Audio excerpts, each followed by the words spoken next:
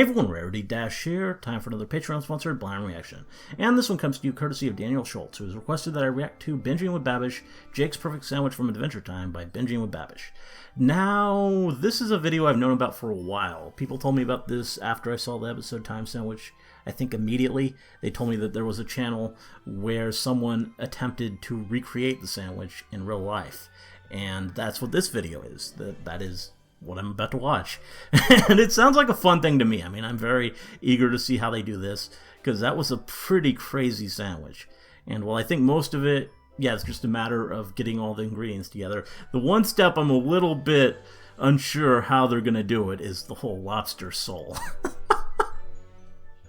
Yeah, how are we going to replicate that? Because I don't think most people are able to extract the soles from lobsters. So at the same time, I've never really tried. So yeah, maybe there is. Maybe there is a technique for it.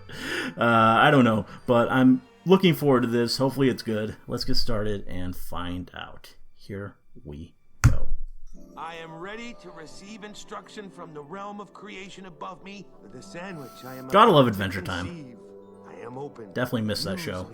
Hey, what's up guys? Welcome back to Binging with Babish, where this week we're taking a stab at Jake's Perfect Sandwich from Adventure Time, which of course starts with a steak sous vide. So we've got a nice boneless ribeye here that we're going to salt and pepper before placing into our vacuum sealed bag with both thyme and rosemary. I'm going to distribute those on each side of the steak. We're going to vacuum seal it and place it into a 135 degree sous vide. Normally I'd want to go for more like 115, but hey, Jake's the sandwich expert, not me. About the only birds that I'm going to be able to find to eat in New York City are pigeons, and I'm not going to eat those.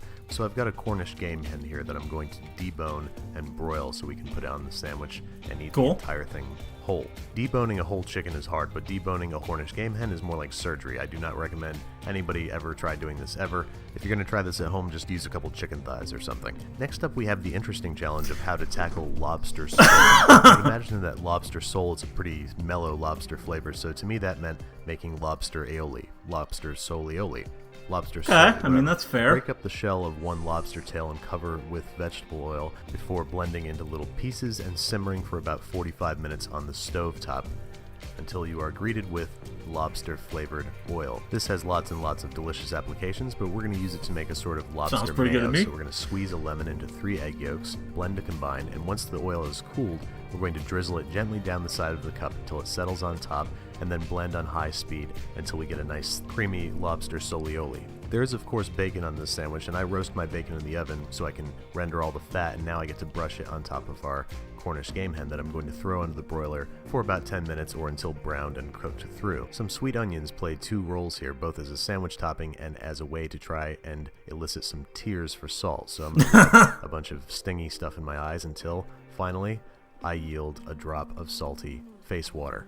We're finally getting ready to assemble our sandwich, so we're going to torch our sous vide steak so it's got a little bit of color on it and isn't so gray and nasty. And keep your torch handy because we're going to slice open our massive loaf of bread and hit that with the torch as well. I don't really recommend this. It was not an efficient way to toast the bread. I would just throw it in the oven, but it was kind of fun to do until my torch ran out of fuel. Spread both sides of the bread with cream cheese before slicing up some dill pickles and shingling them on one side of the sandwich while picking some fresh dill and sprinkling that over the other side of the sandwich. Some chopped up hard-boiled eggs, our quote-unquote bird from the window, some common cucumbers sliced thinly, sweet yellow onion, sliced Roma tomatoes, and now the tricky part, laying our steak on top. This thing's starting to get a little precarious. Not even gonna cut that thing. I guess Jake does it. Not totally necessary, but I'm a completist. And then our lobster solioli, and of course about a half pound of bacon. Oh wow! At long last, it's time to finally top up our sandwich, squish it down, and achieve maybe the greatest cross section in the history of this show. You can't hear me, but I'm giggling like a little girl right now because I'm trying to figure out how I'm gonna actually take a bite of this thing. It's physically possible. But I'm no quitter, so I'm going to slice off sort of a piece of this sandwich and try to roll it into a shape that I can fit in my face.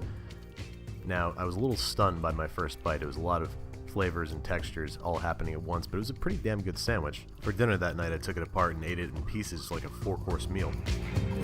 Okay. There you go. That was interesting. I mean, what are you gonna do? I forgot about the bird from the window. That's another thing, but no. Guess you could just kill a pigeon. But,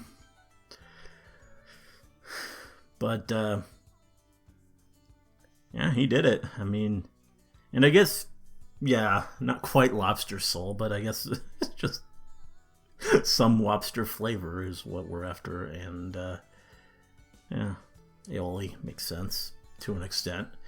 Because you gotta do something. Yeah, Cornish game hen, probably a good choice for the window bird. Though I think I would have been more impressed if he would have actually taken like a pigeon. That would have been just, yeah, no. But that was pretty cool. That was I mean, it looked like a sandwich. It didn't look terrible, even though I'm not really, I don't know, not quite sure it's my sort of sandwich too much. Not really a fan of like hard-boiled eggs, for one thing. That's a big thing that puts me off it. But the steak, that looked pretty good, sous vide. I don't think I've ever had sous vide steak, but seems like a interesting thing. Just the fact that you put like a whole steak on there. So is this what this channel does? Just recreate food from like different things? That's pretty cool. I mean, it's a good idea. It's a good concept for a channel, and it's something original, something different, and they definitely did a pretty good job here, I think. And yeah, looks like maybe Jake was onto something. I don't know. Anyway, I hope you liked the reaction. Let me know if you did, and see you in the next one.